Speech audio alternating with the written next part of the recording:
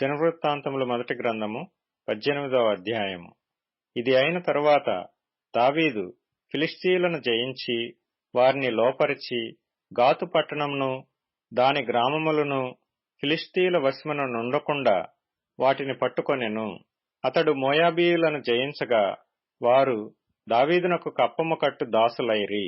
సోబారాజైన హదదెజరు Euphrates నది వరకు తన రాజ్యమును వ్యాపించుటకై బయలుదేరగా హమాతు నొద్ద దావీదు అతనిని ఓడించి అతని యొద్ద నుండి 1000 రథములను 7,000 గుర్రపు రౌతులను 20,000 కాల్బలమును పట్టుకొనెను. దావీదు ఆ రథములలో 100 కావలసిన గుర్రములను ఉంచుకొని కడమవాటికన్నిటికీ చీలమండ నరములు తెగవేయించెను. సోబారాజైన హదదెజరునకు సహాయము చేయవలనని దమస్కులోని సిరియనులు రాగా దావీదు ఆ సిరియనులలో 22,000 మందిని హతము చేసెను.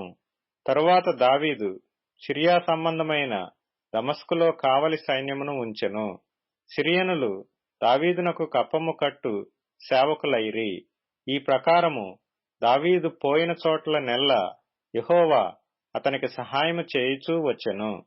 మరియు హదదెజరు సేవకులు పట్టుకొనియున్న బంగారు డాళ్లను దావీదు తీసుకొని యెరూషలేమునకు చేర్చెను. హదదెజరు యొక్క పట్టణములైన తిబ్హతులో నుండియు కూసులో నుండియు దావీదు బహు విస్తారమైన ఇత్తడిని తీసుకొని వచ్చెను. దానితో సొలొమోను ఇత్తడి సముద్రమును స్తంభములను ఇత్తడి వస్తువులను చేయించెను. దావీదు సోబారాజైన హదదెజరు యొక్క సైన్యమంతటినీ ఓడించిన వర్తమానము హమాతు రాజైన తోహుకు వినబడెను.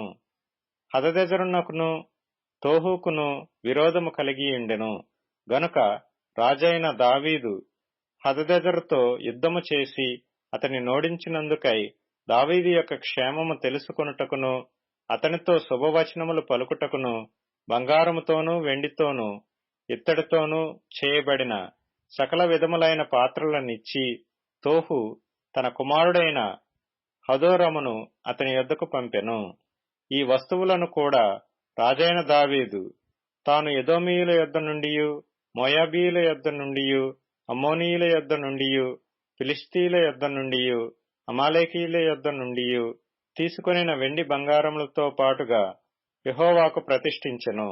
మరియు సెరూయా కుమారుడైన అబీషై ఉప్పు లోయలో ఎదోమీయులలో 18,000 మందిని హతము చేసెను. దావీదు ఎదోములో కావలి సైన్యమును ఉంచెను. ఎదోమీయులందరూ అతనికి సేవకులైరి. దావీదు పోయిన చోట్ల నెల్ల యెహోవా అతని రక్షించెను. ఈ ప్రకారము దావీదు ఇశ్రాయేలీయులందరి మీదను రాజయ్యుండి తన జనులందరికీ నీతి న్యాయములను జరిగించెను. సెరూయా కుమారుడైన యోవాబు సైన్యాధిపతి అయ్యుండెను. అహీలూదు కుమారుడైన యెహోషాపాతు రాజ్యపు దస్తావేజుల మీద నుండెను. అహీటూబు కుమారుడైన సాదోకును అబ్యాతారు కుమారుడైన అబీమెలెకును యాజకులు. షెన్షా శాస్త్రి.